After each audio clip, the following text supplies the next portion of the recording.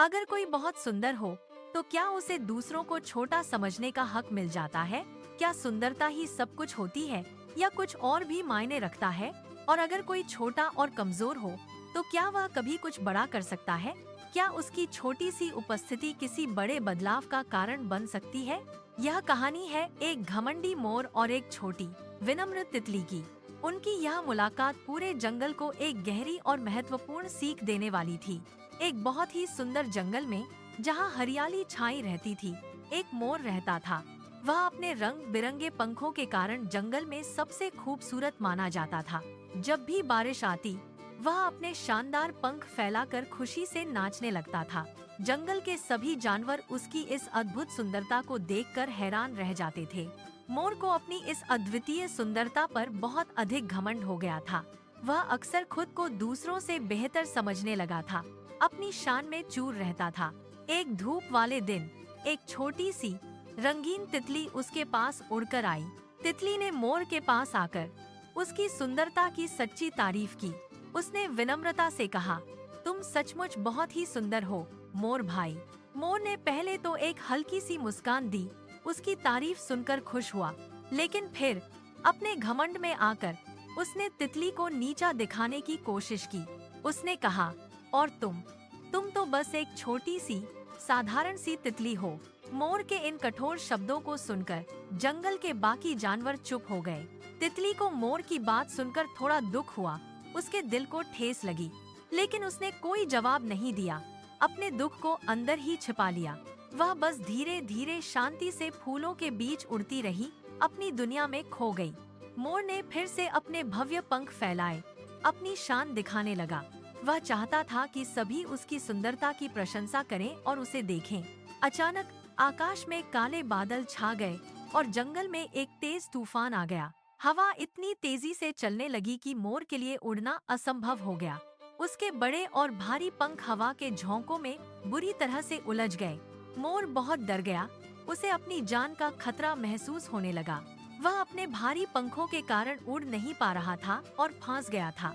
ठीक उसी समय वही छोटी तितली वापस आई, जो पहले मोर से मिली थी।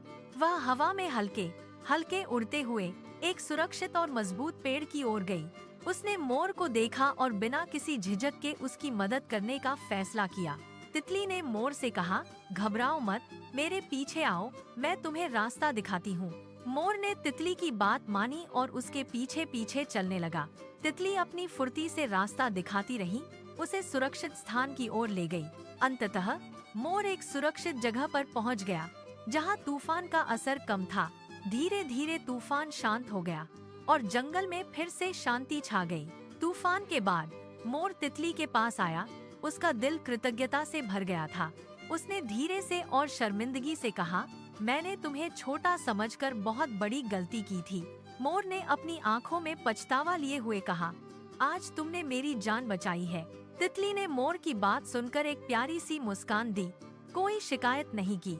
उसकी मुस्कान में कोई घमंड नहीं था, बस सच्ची दया और समझ थी। उस दिन के बाद से मोर ने कभी किसी को छोटा नहीं समझा।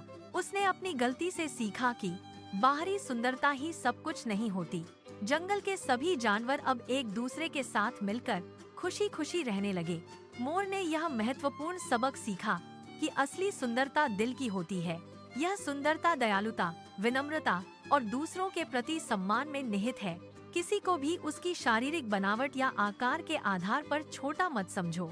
कभी कभी सबसे छोटी और कमजोर दिखने वाली ताकत ही सबसे बड़ा और महत्वपूर्ण काम कर जाती है, जिसकी कोई उम्मीद नहीं करता।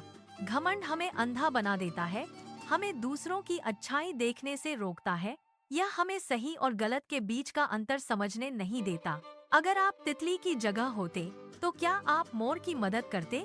क्या आप उसे उसकी गलती के लिए माफ कर देते और उसकी जान बचाते, या आप उसे उसकी गलती की सजा देते, उसे अकेले छोड़ देते? अपने विचार हमें कमेंट बॉक्स में जरूर बताइए, हमें आपकी राय का इंतजार रहेगा।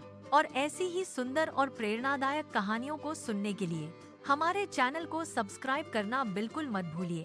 बेल आइकन दबाएं ताकि आप कोई भी नई कहानी मिस न करें। धन्यवाद और मिलते हैं अगली कहानी में।